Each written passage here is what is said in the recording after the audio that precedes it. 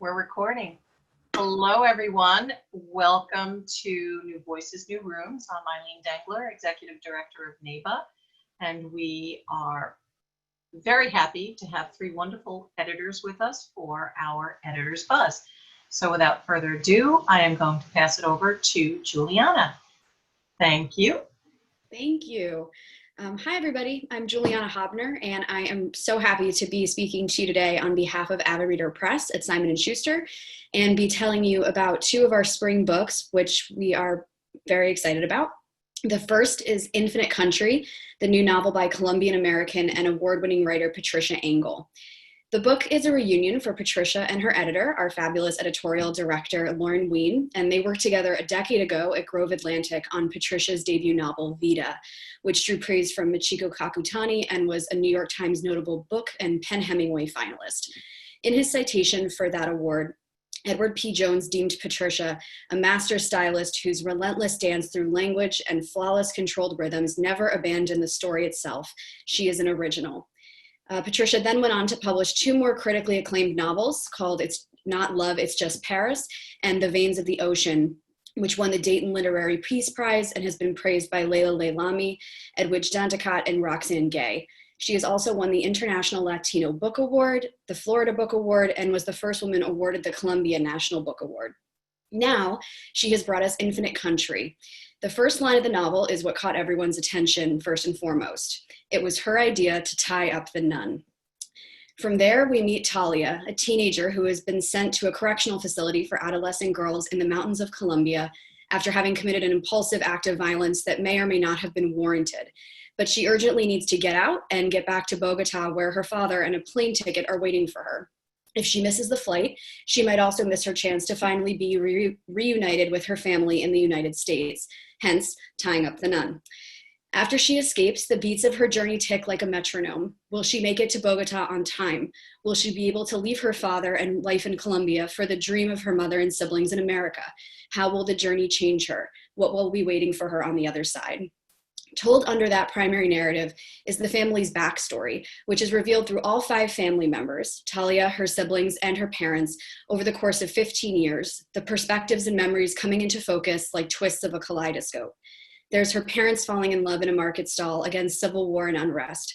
They're fleeing in pursuit of safety and opportunity on a temporary visa, their reluctance to return once it expires, and the series of decisions and indecisions that lead to a deportation, the families fracturing, and the cost they've lived with ever since. From the urgency and defiance of that opening line to the beauty and ache of the last one, Infinite Country is a page turner that's also a true work of art by someone who knows the places and people she's writing about. Patricia grew up in the United States as the daughter of Colombian immigrants and can offer up the internal mapping of this novel so gorgeously and so deeply. It's an intimate epic that has reminded many of us at Avid Reader of Pachinko and An American Marriage. When Lauren first acquired this novel, our imprint, which is a team of 12, was thrilled, but it's been even more gratifying to hear such glowing and moving feedback from colleagues across the company. One wrote to us that she had finished the book, quote, in a sweaty, sobbing mess, and as someone who had immigrated to Miami from Panama when she was a child, quote, felt the pain and untetheredness so acutely, and that elements of the book reminded her of 100 Years of Solitude. Despite the sadness, she wrote, it's the power of familial love that made this book so marvelous. Others have told us it's the kind of book that reminds them why they love to be readers, to be put in someone else's shoes and hear about stories they wouldn't otherwise have known before, and that it's a powerful, timely work that will leave you thinking about it past the last page. Our CEO, Jonathan Karp, recently reported back that Patricia, quote, has given us a view of the United States that many of us rarely encounter. Best of all, she's told the story with such heart and humanity. I think it's a modern classic. So I will just leave that for Infinite Country because I can't top John. So the next book is Leonora in the Morning Light, which is a new novel from Pushcart Prize nominated poet, painter, and independent bookseller Michaela Carter. Michelle is the co-owner and buyer of the Peregrine Book Company in Prescott, Arizona, so some of you may be familiar with her. And all of the facets of her life, books, art, writing, come together wonderfully in this new historical novel that she's written about Leonora Carrington. And it focuses on the early years of her career when she was involved in a tumultuous and life-changing relationship with her fellow surrealist Max Ernst. The book mainly takes place in the 1930s and 40s, which we all know is a popular time period for historical fiction readers and for book clubs. But instead of just a plot description, because it's biographical, I wanted to tell you about the two things I loved most about the book when I acquired it 2 years ago. The first was the structure. The narrative alternates primarily between Max, who begins in 1940 as an escaped internment camp prisoner, and Leonora, who begins in 1937 as a young socialite with artistic ambitions. As we follow Max in the present, he's journeying across the occupied French countryside to find Leonora, from whom he's since been separated. And on Leonora's track, we are exposed to their life together in pre-war Paris, where they dine with Lee Miller and Pablo Picasso and dodge Max's vindictive, still current wife, and begin to find her own creative identity until Hitler denounces surrealist work as degenerate, and they're forced to flee to the countryside, where Leonora's past traumas begin to awaken, not only threatening their lives, but her sanity as well. Though the narrators operate in different timelines, the perspectives rush towards one another like a train bound for collision, and they work in conversation with each other to build our understanding of a love affair steeped in passion and art. The gaps, the questions of where it goes wrong, and whether they will be able to reunite keep a reader turning page after page. And what most impressed me about Michela as an author was that all of this felt incredibly natural and almost cinematic. The last third of the book unites the timeline and moves it forward with both characters, with the addition of Peggy Guggenheim, who is helping artists escape to America. This creates a love triangle that changes everyone's trajectories and cements their individual legacies. The novel reminded me of The Best of Nancy Horan, Paula McLean, and Julie Oranger, and it explains what it means to be a woman in a world dominated by men, how we are transformed by love and art and war, and what we do to ensure that the world will remember us when we're gone. As Michela wrote to me early on, this is not the story of the great man's woman. This is the story of the great woman. And I think we all need more great women in our lives and history.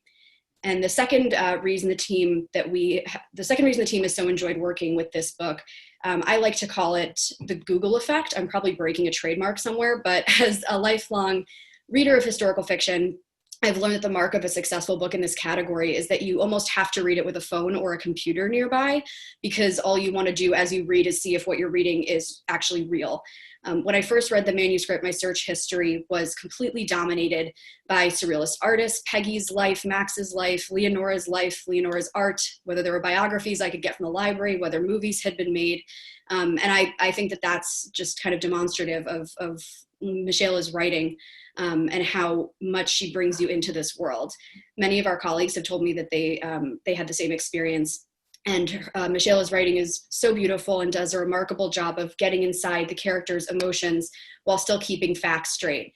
Even between three narrators, it never feels crowded. They're balanced and work well alongside each other. And the women in particular are complex, multidimensional characters that never compete with one another, even when they're both interested in the same man. We recently received some early praise from author Kate Christensen, who called Leonora breathtaking and bold, formidably well-researched, and entrancingly beautiful, as well as a glowing review from Gail Shanks at Changing Hands Bookstore, who called it historical fiction at its best, lyrical and intriguing. I read it with my computer open, looking at the art, reading extra bits and pieces of these fascinating characters brought to life by a wonderful writer. They inhabited my world for weeks. I dreamed about their dreams, and I walked into their paintings. So there's the Google effect.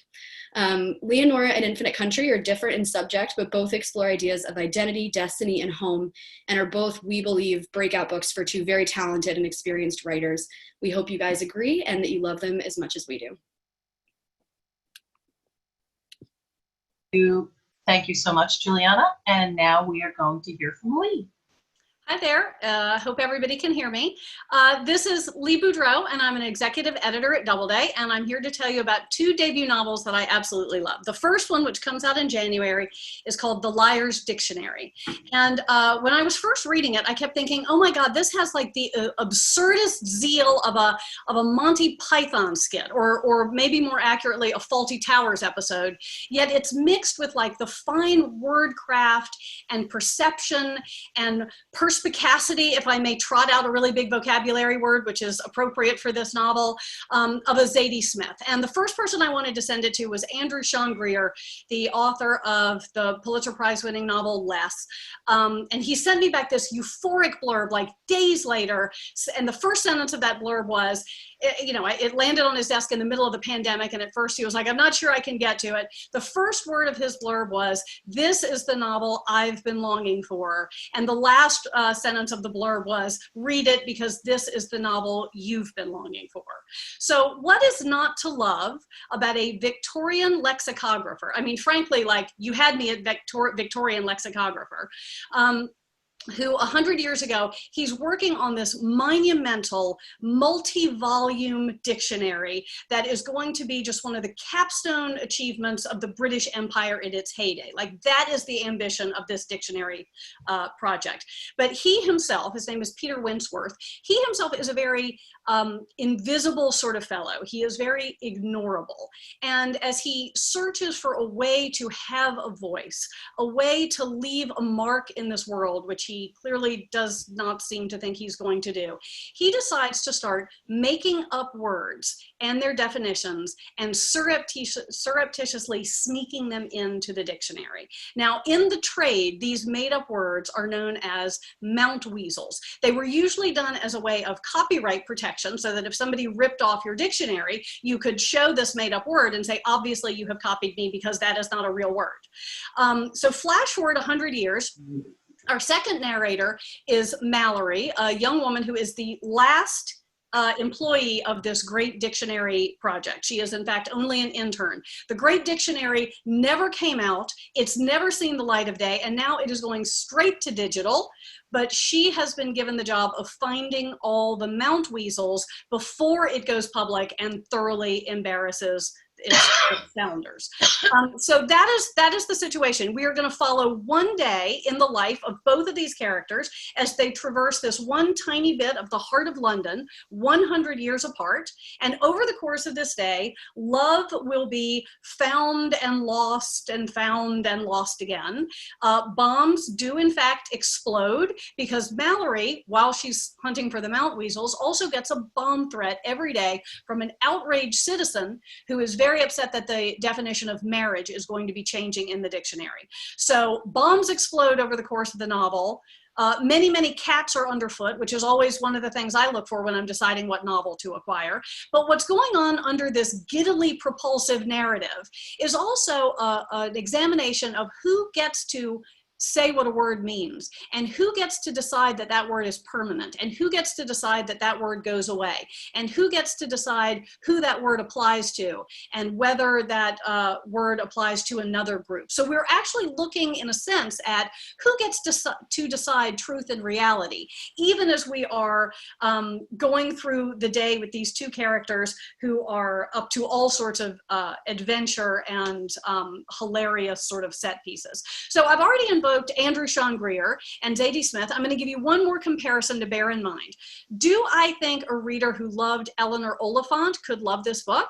I would say absolutely. I believe that is the case because I loved Eleanor Oliphant. I loved her absolutely unique way of expressing herself. I loved a character with kind of all these sharp angles trying to fit herself into the world that was not necessarily made for her. And there is truly something similar in the DNA of Eleanor Oliphant and our two narrators in the Liar's Dictionary. So just to give you a little bit of background on the author, her name is Ellie Williams.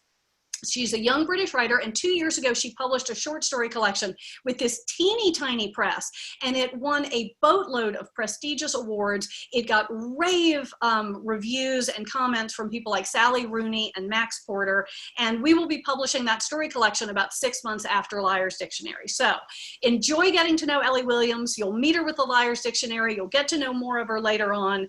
And I think there's a special place in most of our hearts for books about books and books about words and books about people who make books. And I promise you, you will emerge from the Liar's Dictionary with a few vocabulary words that you previously did not possess. So what's not to like about that? And the second book I would like to tell you about is called Brood. And it is a novel that is very, very, very dear to my heart. It is ostensibly a story about a woman who is trying to take care of 4 chickens as a brutal Minnesota winter descends. But she's really thinking about and grieving a miscarriage that she had several years before. And when the agent first called to pitch me this book, I heard the word miscarriage and I thought, woo, okay, I don't know that that is a topic I'm going to want to spend years of my life editing and talking about and communicating to people. It's not an easy topic to get people to read about. And I thought I knew what to expect from the voice. I thought, you know, just given the tenor of the times, I think this is probably going to be kind of raw and angry and a fist shaken at the sky. And then I started reading Brood by debut author Jackie Polson, and it was the absolute opposite of everything I thought I was prepared for. It is not only funny in the most beautiful way of observing everyday quotidian moments. It is gentle to the reader. It is so wise. It is patient. It knows how to just sort of be quiet with its own narrative power and let you sit in a moment and appreciate it. I think this book absolutely belongs on the shelf next to your Jenny Ophel novels, next to your Elizabeth Strout novels. And now I'm going to invoke the big grandmama of them all. I got echoes of Marilyn Robinson as I was reading this book in a way I haven't done with any other debut fiction. And the phrase I just kept coming back to as I read was state of grace.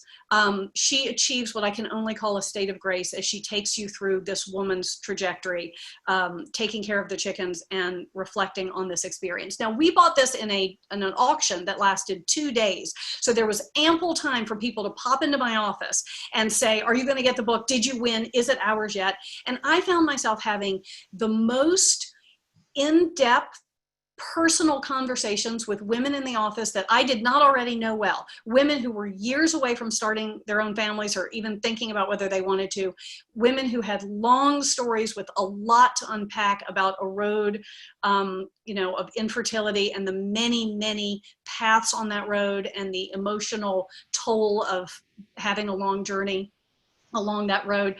This book demands that kind of shared experience. It creates a sense of intimacy with the reader that you have to share it after you've read it. You pick up the phone and you call an old friend, or you put this book into somebody else's hands. I haven't had a reaction like that, this powerful and immediate, in a very, very long time. So this book, I do feel like, it doesn't offer you a happy ending. I'll ruin the ending for you. She does not wake up in the morning and get a pink plus sign and suddenly get everything she always dreamed of. But I very much think this is a book for the moment we are living in, because it is about dreams deferred. It is about living in a time of uncertainty and just not knowing if the finish line you envisioned is going to be there when you finally reach it or look anything like you expected it to. And most importantly, it is about the universal human urge to take care of another living creature. And by doing so, having to confront your own limitations. You can't fix everything for everybody. You can't make everything better automatically through sheer will.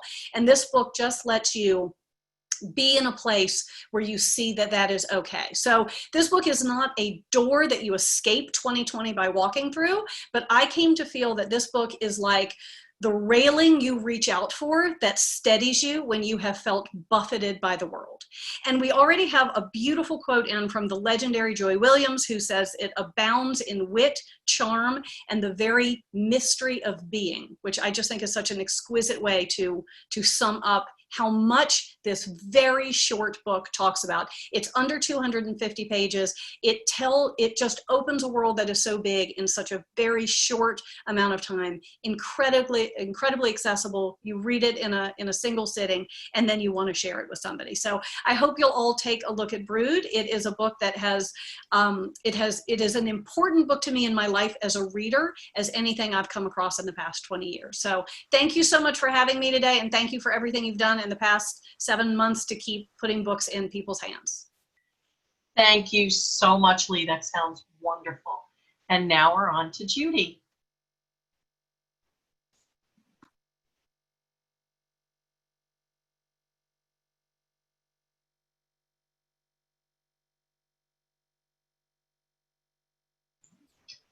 Judy I don't see you or Yeah. Can you hear me? Yes, I can hear you. And see me, I hope. Hi. Good morning, everybody. I just want to say that was such a treat listening to all of these amazing presentations. And Lee was my old colleague, and I miss you. And it's so great hearing about these books. And I want all of these books. So can you all add me to the list? I want to read them all. And beautiful jackets. So I'm going to tell you about 3 books this morning. And the first one is Who is More Dixon? So I did something really mean yesterday, which is the author did a Zoom call with a whole bunch of people in our office, and I put her on the spot, and I said, okay, pitch this book in 1 sentence. And she looked so horrified. But then she came up with this great pitch, and she said, it is a book about a woman who becomes an assistant to a famous writer and decides to steal her life. So I thought, you know what, I'm stealing her pitch. She did pretty well. So the novel opens with Florence, who has been fired unceremoniously from a publishing job in a kind of Me Too moment. And she gets what seems to her the perfect job, which is that she's going to be an assistant to a famous writer, I think Elena Ferrante. Her name is Maud Dixon. No one knows who she is. And this is the perfect job for her. So she goes upstate and meets Maud Dixon, whose real name is Helen, who has this gorgeous, glamorous house. And the thing about Florence is she's always wanted to be a writer. She's had these dreams. And here she is with this woman who's written, like, let's call it crawdads or whatever you want to say. And she begins to read the second book and starts to feel like maybe this woman sort of lucked out with the first book because she's not that great. And she's starting to have kind of doubts about this whole scenario. And Helen, who seems a little stuck, says, you know what, why don't we go to Morocco where my next book is set? And it's so beautiful, and we'll go there together to get inspiration. So off they go to Morocco, which makes Florence even more envious, because how does Helen have this life where she gets to stay in these beautiful villas in Morocco? And she's really feeling like this woman has all. They go around Morocco, they go for a beautiful dinner. Coming back from the dinner on a twisty, windy road, there's a terrible accident. The car goes off the hill into the water. And Florence wakes up in a hospital. She doesn't really remember what's happened. She remembers vaguely the dinner. Helen is gone. And she begins to think, why not just fast forward? And instead of waiting for my life to be delivered to me, why not I just take over Helen's life? Okay, I'm not saying any more. You know, I'm very, good at giving away, the endings of books, and I promise I won't do that here, except to say this is a very Patricia Highsmith setup with 2 women. We've had incredible blurbs from Claire Massoud, who actually compared this writer, Ellie Andrews, to Patricia Highsmith, from A.J. Finn, who wrote A Woman in the Window, from Anne Patchett, and one more, I forget who else. We've gotten a bunch of great blurbs so far. I think this is the kind of book which we hope will kind of grab that A.J. Finn audience, the silent patient audience. It is dark, but it is very much, I would say in some ways, be careful what you wish for. It's about female ambition. It's about envy. It's twisty. There are things that these women do that you do not see coming and do not expect, with this fantastic Morocco setting. We have galleys. Maud Dixon, Who is Maud Dixon, was a title. It took us forever to get there. I mean, honestly, sometimes you just do not get the title right. One of the titles was Be Careful What You Wish For. It came in under another name.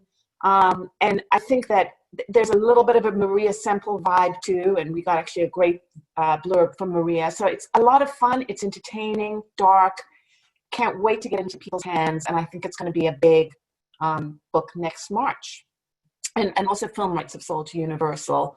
The woman who wrote Spotlight is writing and directing it. Sorry, The Post, which I thought was a terrific movie. So that's in development. And Margot Robbie had tried to buy the rights, and I sort of thought she would be perfect, but maybe she'll end up starring in it. So that is Who is Maud Dixon. And then I wanted to tell you briefly about 2 beautiful novels. One which we'll publish next January with this magnificent title. You can't really resist it. In fact, I had a meeting with the agent, Claire Alexandra, in London. I guess it was last London Book Fair. And she told me the title, How the One-Armed Sister Sweeps Her House. And I said, I'm buying it now. I don't even need to read the book. And I could see the cover in my head, and it just all came together. So it's a debut novel set in the Caribbean by a writer who you've never heard of before. And it all takes place in one day. It reads like a 3-act play. It is really like on steroids. It starts with a gunshot, it ends with a gunshot, and it's about two women, one poor, one very rich, who's a tourist, and how their lives collide. It's about a legacy of violence. It's a voice you've never heard before. We've had absolutely incredible blurbs. One from, sorry, I just have to look at Mark Haddon, who says a gripping thriller, a symphony of voices, and a novel of deep empathy, which I think really describes it well. Sherry's a real talent. The blurbs just keep pouring in for her. And I think she's just going places. And I love this book. It's very, very short, really propulsive. It really does read like you're reading a movie script. It's very cinematic. And of course, all the blue of the Caribbean and the beautiful colors and these characters you'll never forget. So that is the second book that I wanted to tell you about. And the third, which is a little bit the next slide, which is called Here is the Beehive. So Sarah Crossan, I had never heard of before when I read this book. She's very, very well known as a young adult author in the UK. She writes in verse, which first freaks everybody out. And in fact, one of my colleagues who read this book emailed me when she was reading it saying, there's something weird about the format of this book. And it's not. It's written in prose, but you forget that the minute you start. It is very short. It is a novel about a woman who is having an affair. She's an estate agent. She's having an affair. She too is married, and she gets a call to say that this man has been hit by a car and he's dead. She can't tell anyone. It's this huge secret. And she's become slowly obsessed with the man's wife, who is the only person who shares her grief. Sarah has a huge following in the UK. She's Irish. She reads her work beautifully. This has a little bit of Sally Rooney, a little bit of a Tessa Moshfegh, a little bit of Fleabag. It just came out in the UK, and it is a phenomenon there, in the same way that Sally Rooney, who wasn't really known here before, she sort of hit big there. And just a funny story, and I think Lee will appreciate this, because we often like to use our daughters as sort of characters in the way we talk about things. So my daughter, who at the time was, I guess, 21, came into my office, and she was sort of reeling from this heartbreak. She had just been dumped by her boyfriend, and I needed to keep her busy and give her something to read. She's a great reader. So I gave her I think it was a manuscript, just printed out. I said, just read this and write me a little report. So she wrote her report on a little index card in really, really tiny handwriting. And she wrote a whole bunch of things. But one thing she said, which I really loved, is, this is a book about how lonely it is to live inside a secret. And we have used that line in all our campaigns. I told her she's now famous, and she obviously has to work in publishing.